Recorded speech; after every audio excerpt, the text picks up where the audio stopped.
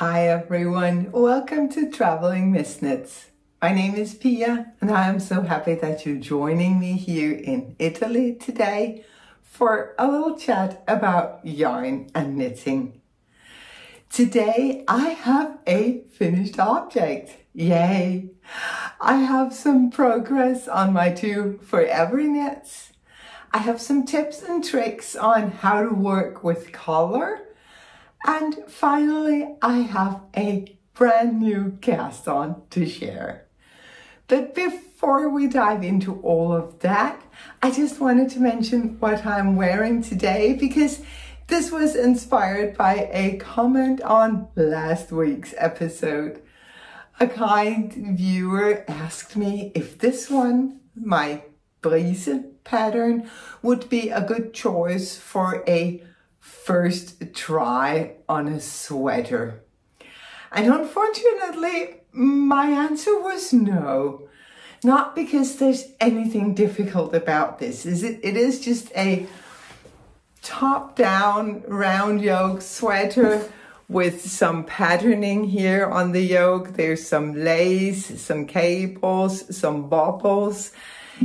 The thing is, I knit this one back in the spring of 2020. I released the Danish pattern in the summer of 2020. And then I later proceeded to translate the pattern into English. This was, I'm pretty sure, my first pattern in English. And back then I was writing my patterns in a different style from what I do today. It was a more Scandinavian style, if you will, where you get some very basic instructions and not everything is described in all details. If you look at older Scandinavian patterns, they are maybe more like recipes. So maybe it will read decrease X amount of stitches evenly on the next round. Nothing is calculated for you. You have to do all of those things yourself. So as a first try, maybe not, but for sure there is nothing difficult in this. I would just suggest that perhaps if you have one or two sweaters under your belt, then you can easily go ahead and knit this. It is a favorite of mine. Well, I guess all of my sweaters are favorites, but this one, I have been wearing it. It's the 5th year that I am wearing this and enjoying it. I knit it in some top spell, and it has held up really nicely. If I come all the way up in your face, you can see that the yarn has held up really beautifully and the patterning is still crisp and really, really nice. But yeah, a finished object this week. A sock, a Spring Sister sock. And in my book, one sock counts as a finished object because I don't knit my socks in pairs. I knit all of my socks like this with stripes on the cuff, heel and toe. And then the body of the foot, can you even say that? The leg and the foot, I knit in either white as here or charcoal gray for a more wintry sock. And they're all different. The striping is not the same, the colors are not the same, but they go together really well. And when my washing machine eats one of them, it's not a big deal. It's one sock. It's not a pair that is destroyed by that. So it is just a plain vanilla sock where I have adjusted the stitch counts so that they fit my feet. For the the main part of the sock, I'm using either Dobbs Fable, which is what I've used for this one, or I use the Patton's Craw sock yarn, because both of these yarns are sturdy. They're more robust than the very soft hand-dyed sock yarns. And I am hard wearing on my socks. I am definitely hard wearing on them. The ball of the foot is where I will often wear through them. So I have started going down a needle size. I knit them on needle size 2 millimeters if I'm doing magic loop. If I am knitting on small circulars, I do 2.25 because my tension is slightly looser. Wow, no, it is slightly tighter when I knit small circumferences in the round. I cast on 62 stitches and I do the ribbing with 62 stitches.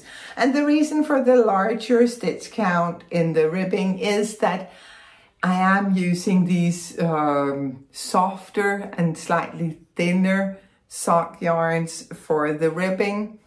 So right after the ribbing, I decrease down to 58 stitches, which is what is good for my leg. I then do a short row heel over 30 of the stitches so that I only have 28 stitches up here. And after the heel, I pick up an extra stitch on either side here, which also helps me to almost avoid holes here at the heels. That gives me 60 stitches for the foot, which is again perfect for my feet. And I do a toe, is it called a grafted toe? The one where you decrease on either side of a couple of stitches and then you Kitchener the remaining stitches together. So definitely a finished object, and I have already cast on another one because these are my walking socks. I don't care much for exercise. I'm lazy by nature, but if I have a sock that I can walk and knit with, it's a little bit easier for me to get out there. So I have finished the cuff on this one. I have decreased and started doing the leg of the sock. In this bag, I also have some of the colors that I'm currently using for cuffs, heels and toes.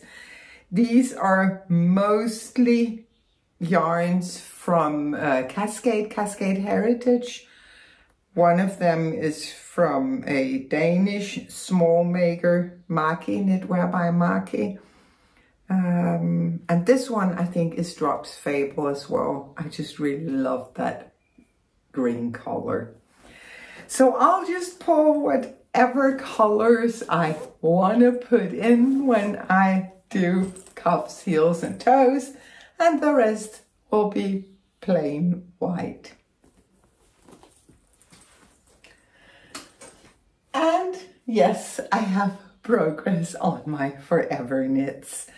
I have two going right now. I have the Astrid sweater by Junko Okamoto, and I finished the body of this one.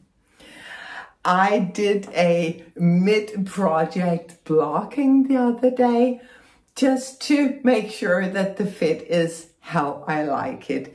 And I do love it. I was a little bit unsure about the A shape of this sweater. I was like, yeah, is that for me? Shouldn't I just knit it straight? But I decided, no, I'm gonna try something different. I'm gonna go with the A shape that was intended in the original pattern, and it's actually really cute. It's such a playful vibe. I like that, and I like the patterning on the body. Now I have a little math to do to figure out how to do the sleeves, because the sleeves have all over cables.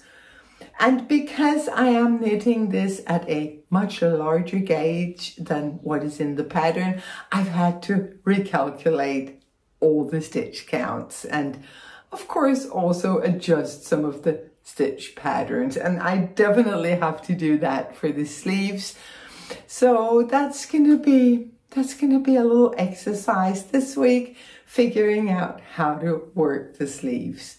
But yeah, I am very, very happy with how this is turning out. It is such a beautiful pattern, and yeah, I guess I could have just bought some yarn that gave me the correct gauge, but I have been collecting colors for this project for years. So I decided when I couldn't get the correct gauge, I'd just recalculate everything. I did ask on my last episode if anyone was interested in hearing how I recalculate a pattern to a different gauge. And some of you said, yeah, that would be interesting. So at some point I am gonna walk you through how to recalculate a sweater pattern. It's really helpful when you want to substitute the yarn. And I like the fabric that I'm creating because it is 100% alpaca yarns, or most of them are 100%, but all of them have some alpaca in them.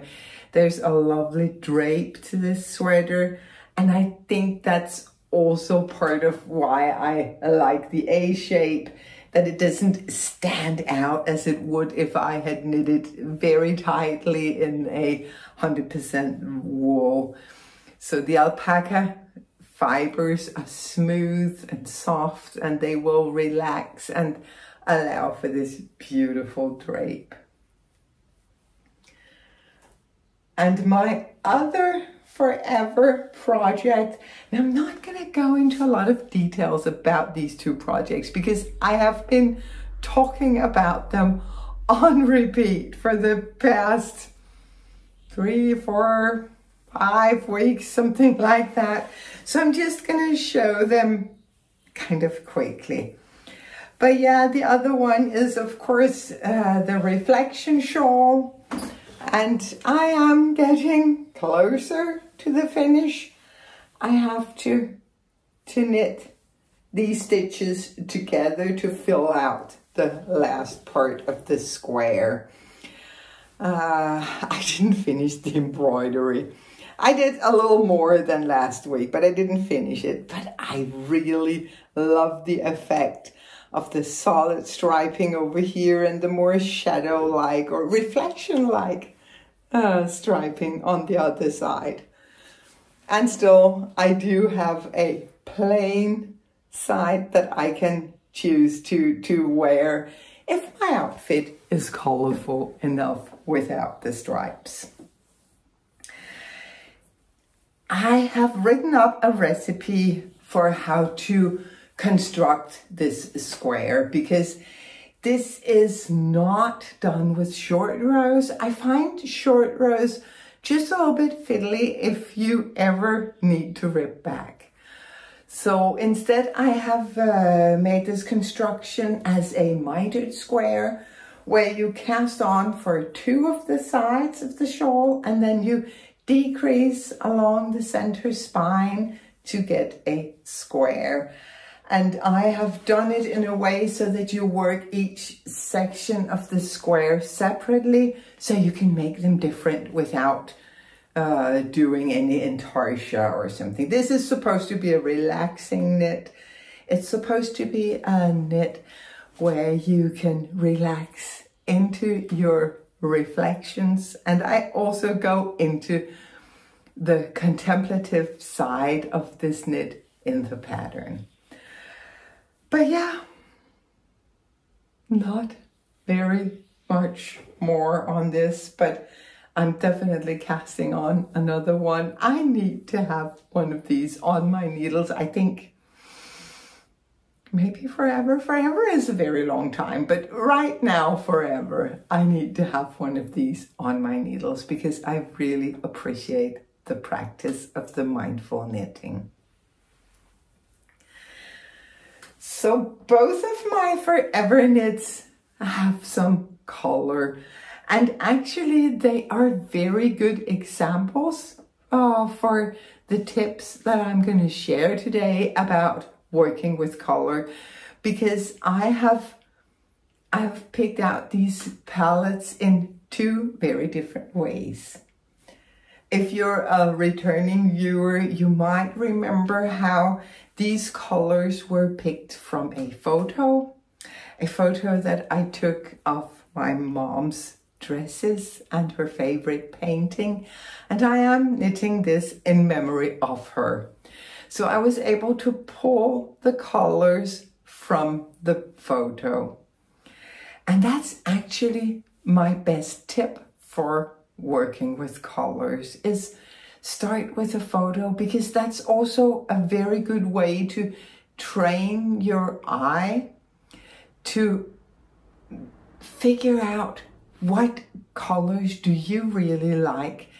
How do you prefer your colors to play together? Do you like high contrasts?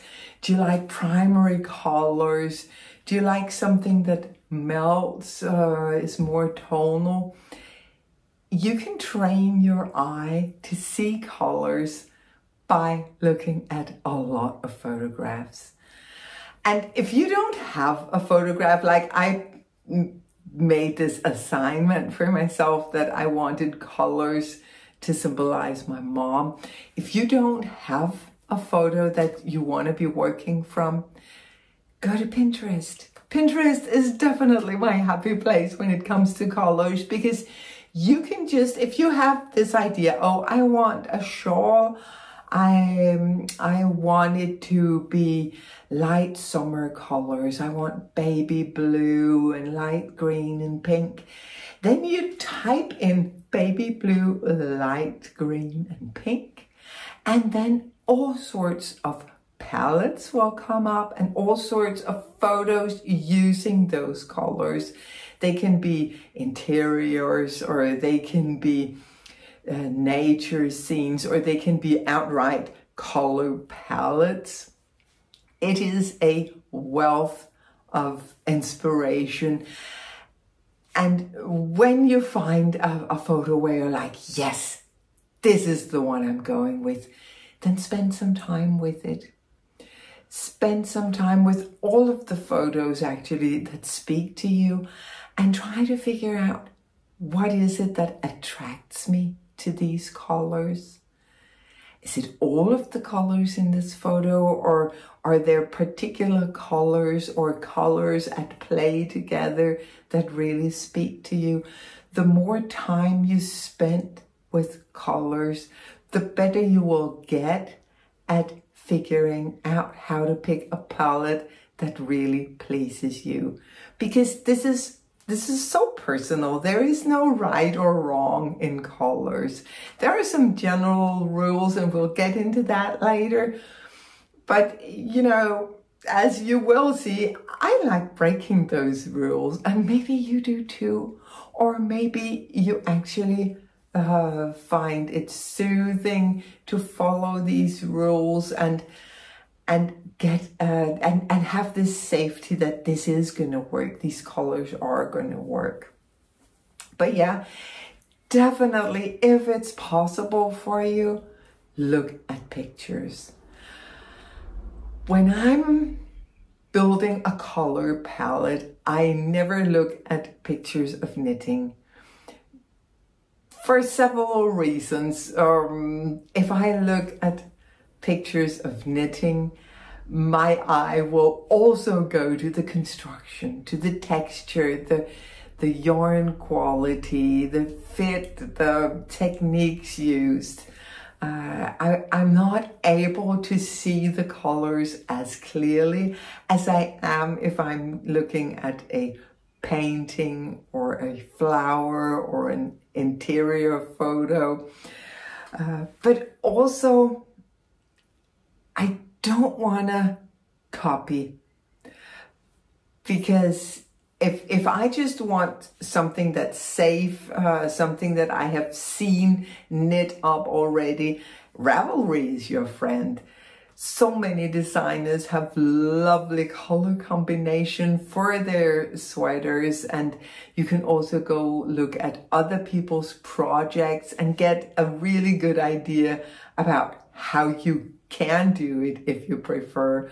But if you are trying to build your own sense of color, to figure out what you like and what makes sense to you, then I would probably avoid knitting in particular, and probably clothing in general, so that you take that whole aspect away and you only focus on the colors. Once I have picked my palette, I will work with it on my computer. But before I talk about how to do that, I want to talk about how I picked the palette for this one, because that's kind of funny. I was using a color wheel. I'm sure you know a color wheel. If you don't know it, this one is actually a really good representation, because it tells you about the primary colors, their contrast, which is right above or right across the circle from them. And working with the color wheel, a general rule of thumb is that colors that sit next to each other on the wheel are really nice matches. And also colors that sit directly across from each other will work together well, because they are contrasts. And it is nice to have a contrast. I don't have a contrast in this one. I do have a color that is more prominent than the others, the deep red here.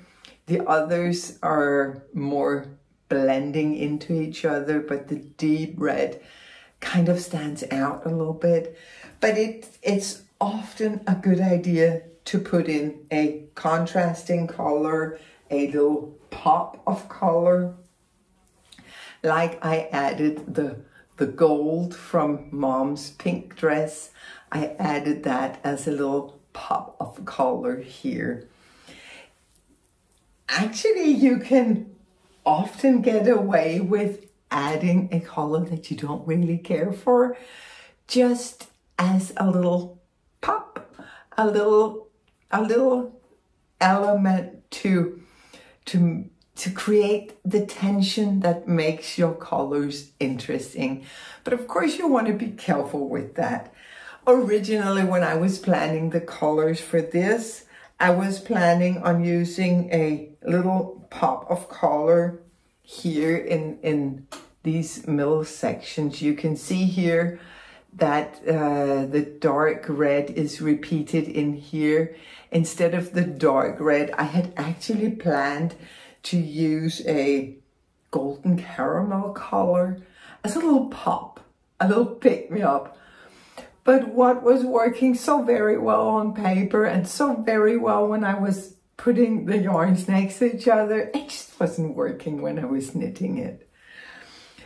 You have to be willing to rip back. When you start playing with color, you need to take a playful approach. It's just knitting. It's not the end of the world. It's okay to rip back. It's actually a good thing to rip back, because that shows you that you learned something. You found out something new. So be very, very willing to rip back. If you are second guessing one of your colors, you're probably right, because you have it really up here. Sometimes it can help to hang your knitting on a hanger up on the wall and step away from it, look at it from a distance. But if it still looks wrong, then it's probably wrong, and you should rip it back and start over. The colors in this one, that was why I picked it up again, was I was playing with the color wheel, and I was thinking about these rules that colors that sit next to each other are good matches, and colors that are opposites are good matches. And I was like, so what if I pick green and purple? Because they're not next to each other, they're not across from each other. What will happen then? And I got away with it. I mainly got away with it because I chose my greens and purples in some dusty, almost pastel-y versions, so that they would blend together more or less. Maybe it is easier to see if you see the yarn in the balls. If you take these colors here, you can see they all have the same tone depth, the same saturation. They're all just a little bit pale, a little bit airy almost to the color. That's not a word you use about color, but you can see that they tell the same color story. So that's another thing to consider when choosing a color palette, is to keep things, as a general rule, keep things within the same color story. Let them tell a similar story, because then they can play with and against each other and make a beautiful palette. And then I added this, which is a completely different color story. But that was, instead of a pop of color, just something that was completely different. And then not totally different, because if you take away the greens, this would be nice and tonal. So that was my way of creating just a little bit of tension in my colors. So once I have chosen my colors, either from a photo or from playing with the color wheel, then I will open up my computer. I will use my Microsoft Word. So if you have that, that's an easy way to do it. I'm sure that there are a million other possibilities, but this is what I know is that I will open up Microsoft Word. Then I will import a table, not very wide, but long enough that I can let the colors play. And then I will open their color wheel.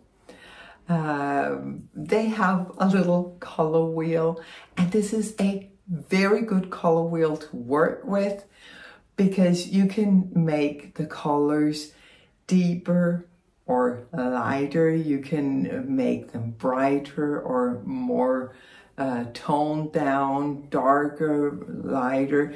You can play with them and create exactly the color you're looking for. That way you can see, okay, these are the colors that I wanted, but I can see that this one sticks out. Then you can try to play with it in Word until you find the nuance that is perfect for you. And in the table, you can color the feels of the table so that you can see how the colors go together, how they play together when you stripe them, or you can even put in some color work, just part of a chart if you want to see how they are working together.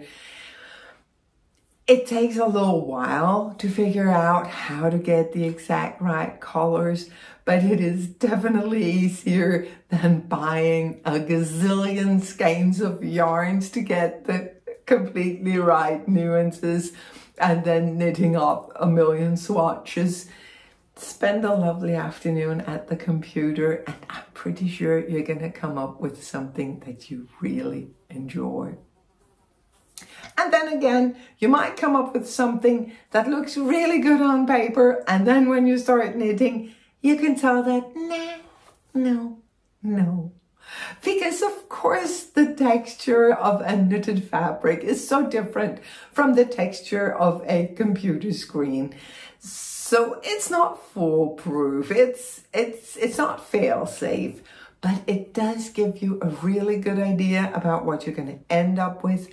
Plus it's another tool to have you playing with the colors and enjoying the world of colors.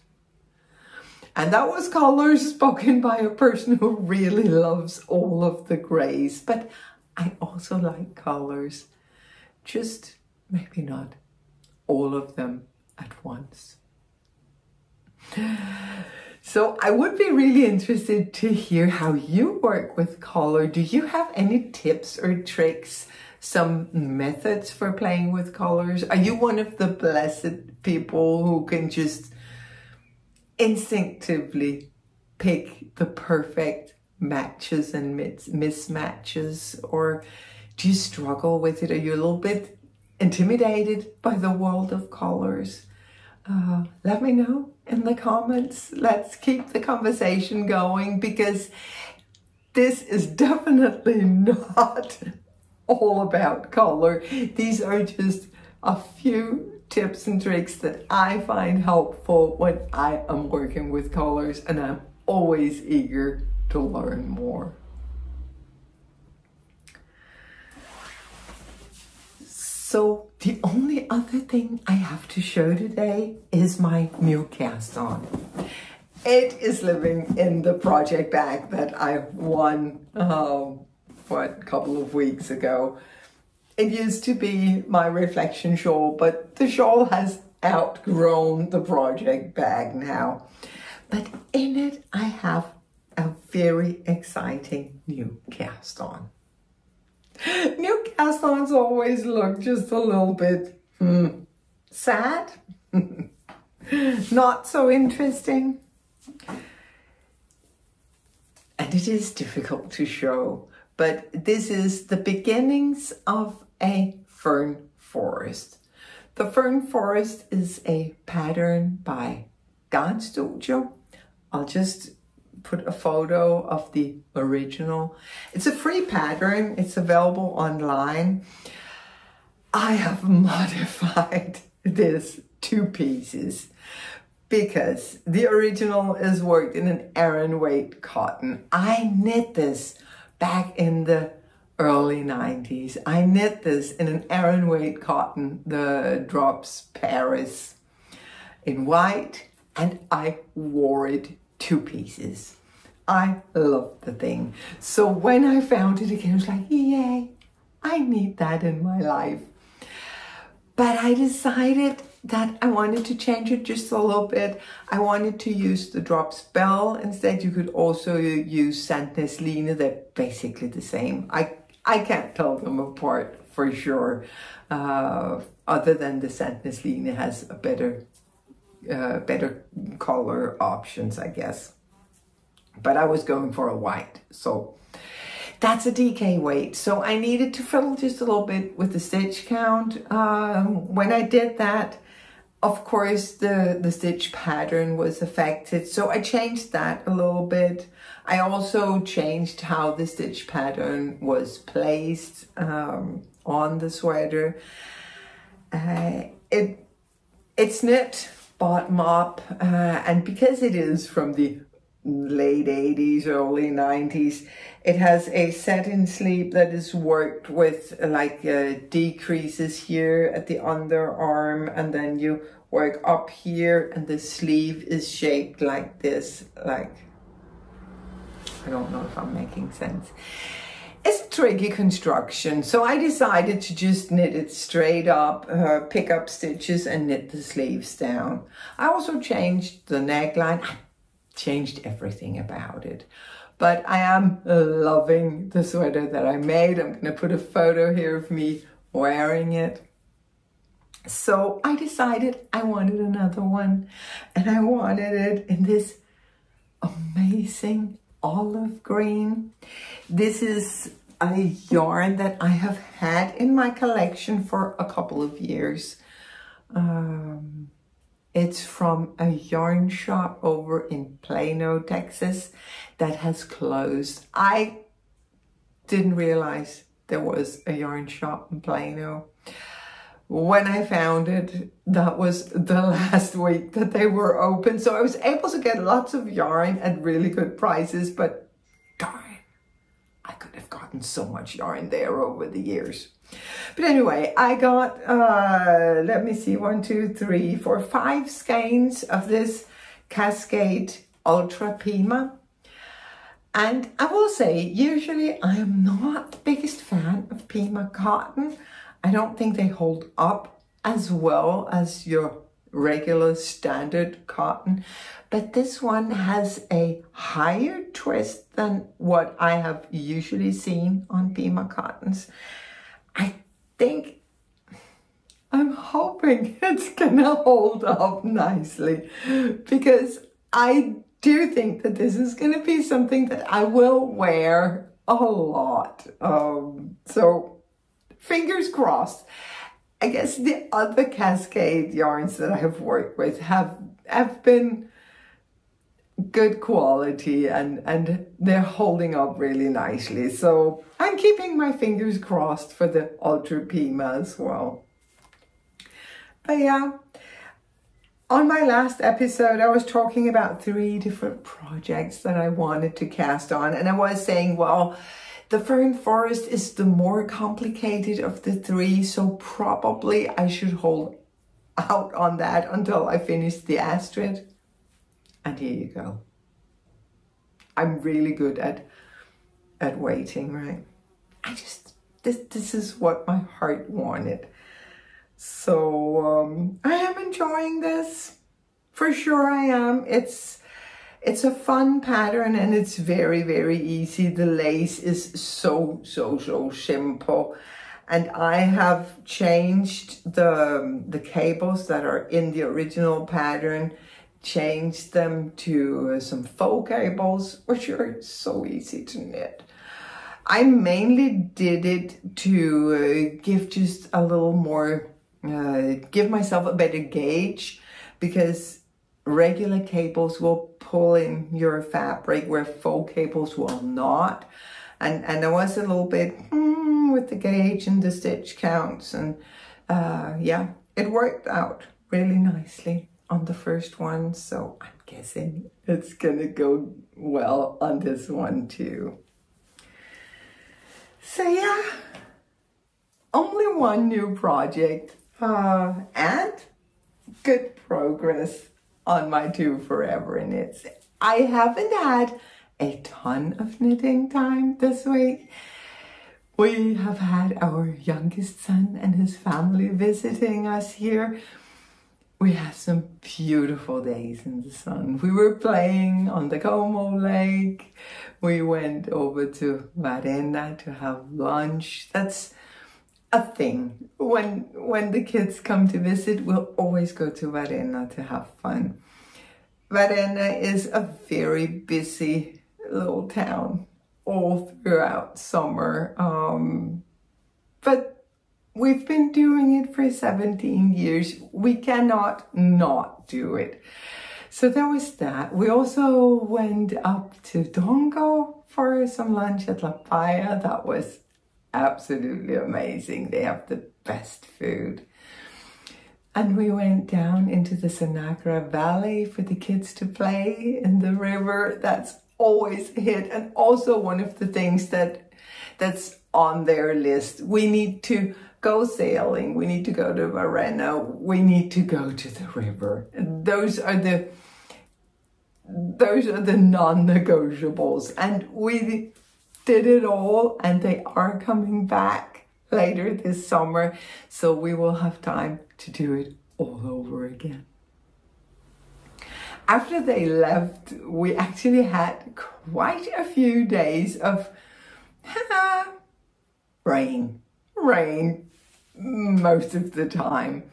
We are in the foothill of the Alps here over the Como Lake. Our little stone house sits 600 meters up at 600 meters elevation. So the weather can be just a little bit unpredictable at times. The upside to that is, of course, that everything stays lush and green throughout summer. So I'm not complaining, but honestly, I was really happy that the weather was nice while they were visiting. But Peter and I, we threw ourselves into work. That was nice, got some stuff done. Then we celebrated Father's Day. They don't celebrate that here, at least not in this part of Italy. They're like, no, that's Mother's Day. That's it. I like a good celebration. So, of course, we celebrate Father's Day. We never give each other presents as such, but we always do a full day of pampering, and that is as nice for the person who is being pampered as it is for the one doing the pampering. So that was a lot of fun. Yeah, so all in all, it has been a wonderful week. I hope it has been for you as well. I hope that you are enjoying yourself. I am going to be back next week with a video. Until then, stay happy, stay safe, and keep knitting.